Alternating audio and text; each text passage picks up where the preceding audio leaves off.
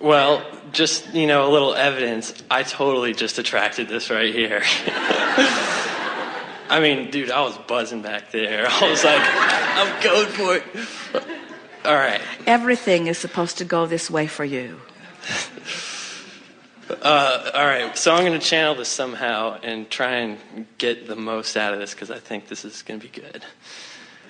I didn't know it was going to be like this. When there have been some amazing interviews, it's blown my mind.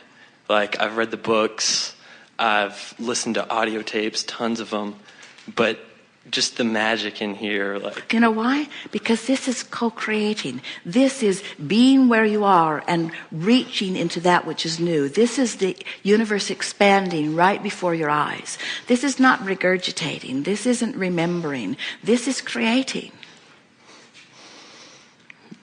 So I got this story, and I think it ties into all this, because there have been a lot of vocab keywords that I use, like being confused or trying to control and letting go and having like weird experiences when you've come to the end of the line and you give up.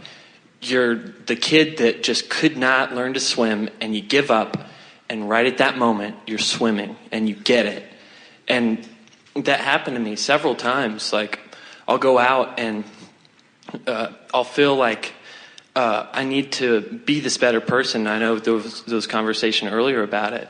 And I'm constantly trying to meet up to the expectation of other people.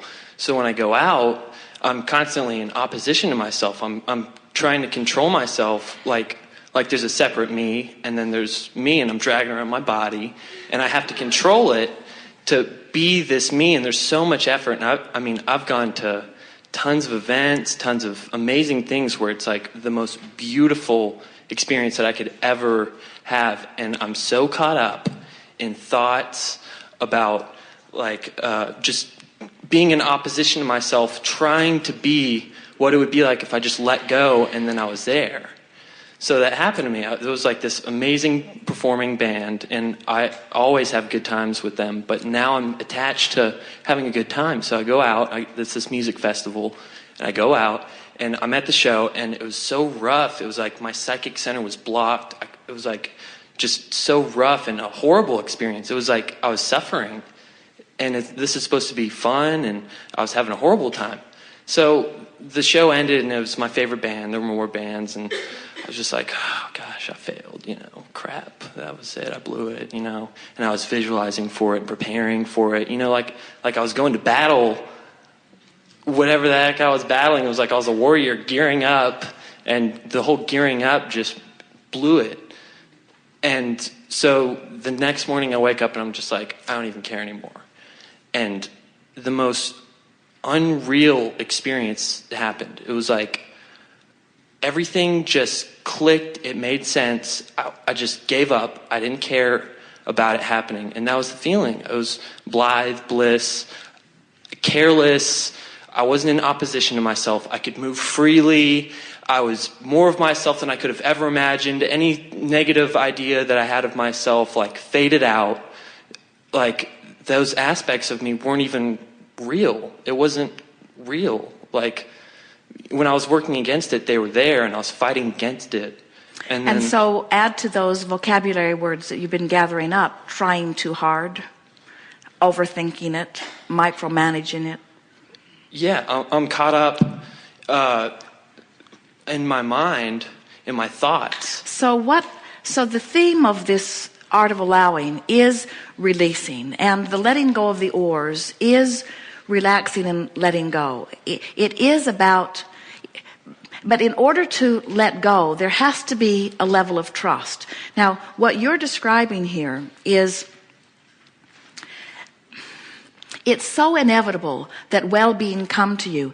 We just want to say to you, you don't have to suffer so much before it comes. And that's what this Art of Allowing workshop is about. When life causes you to really, really want things that you're not ready to let yourself have, you can get strung out in the descriptive way that you've offered. Jerry had an experience that long before Esther met him, where something was happening in his life that he could not control, that was extremely important to him. And in receiving one more phone call that gave him more information that he was not going to be able to control it, and that he was not going to be able to get to where he wanted to be through the avenue that he thought he was, he did what you described. He gave up. He remembers vividly walking out onto the street in Spokane, Washington, and looking up into a sky with the snow falling on his face and saying and meaning with every fiber of his being, I give up. But what we want you to understand is that he was not giving up who he had become, and he was not giving up his desires and dreams. He was giving up his need to control. He was giving up the impossible. He was giving up the control through action. He was giving up, and in giving all of that up, he let go of the oars and the stream took him.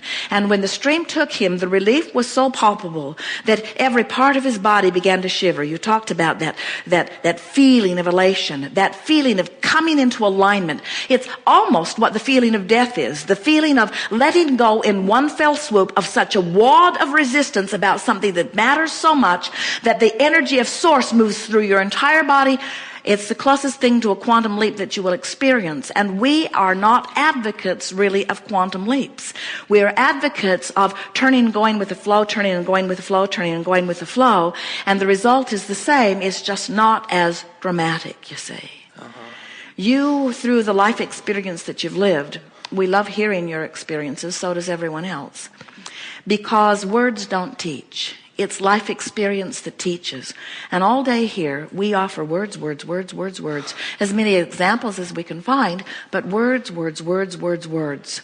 And when you have the meaningful experience of making those words then meaningful in the context of something that you have lived, that's where true knowing comes from.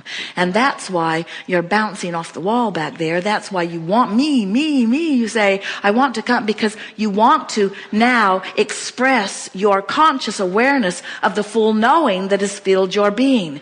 And we want to say to you that the knowing did not come from these words, and it did not come from this workshop. The knowing came from the life that you've lived, and it came to you because the life that you've lived caused you to ask the question, and the question was ripe within you today to be answered.